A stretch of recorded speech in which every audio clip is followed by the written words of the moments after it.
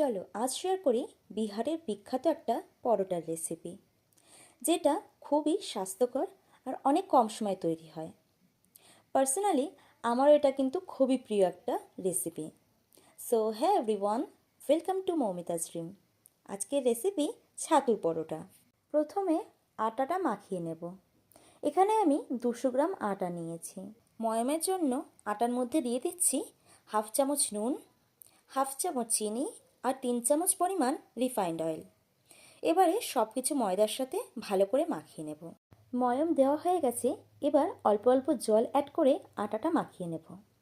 আটার ডোটা খুব বেশি শক্তও করিনি, আবার খুব বেশি পাতলাও করিনি, একদম সফট করে মাখিয়ে নিয়েছি।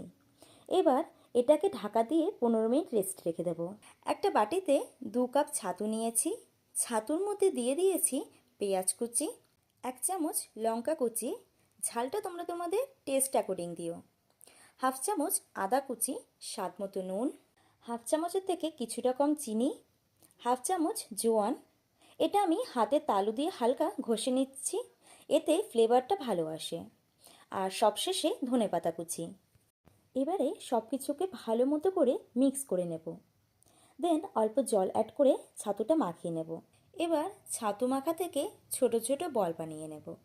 এইদিকে আটার ডোটা 15 মিনিট রেস্টে রাখা হয়ে গেছে। এবার হালকা করে আটাটা আবারও মাখিয়ে নেব। এরপরে লেচি কেটে নেব। যেমন লেচি রুটি বা পরোটার জন্য করি, একদম তেমন। এবারে একটা লেচি নিয়ে নেব। অল্প আটার গুঁড়ি লেচির মধ্যে মাখিয়ে নিয়ে লেচিটাকে একটা বাটির শেপে তৈরি করে নিচ্ছি। এরপরে এর মধ্যে পুরটা ভরে দিলাম। পুর দেওয়া হয়ে গেলে খুব ভালো করে মুখটা বন্ধ করে দেব, যাতে বেলার সময় পুরটা বেরিয়ে না আসে। এবার অল্প আটার গুঁড়ি লেচির মধ্যে দিয়ে পরোটা বেলে নিচ্ছি গোল আকারে।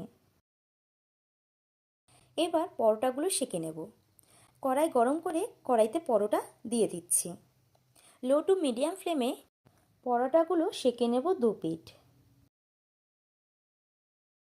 এক পিঠ সেঁকা হয়ে গেলে পরোটাটা পাল্টে আর এক পিঠ সেঁকে নেব। এবার পরোটাতে দিয়ে দিচ্ছি অল্প রিফাইন্ড অয়েল। পরোটা 2 পিঠ ভালো মতো তেল দিয়ে ভেজে নেব। এখানে তেলের বদলে তোমরা চাইলে ঘিতেও পরোটাগুলো ভেজে নিতে পারো। পরোটা 2 পিঠ লাল করে ভেজে নেব, আর একইভাবে বাকি পরোটাগুলো ভেজে নেব। তাহলেই তৈরি ছাতুর পরোটা।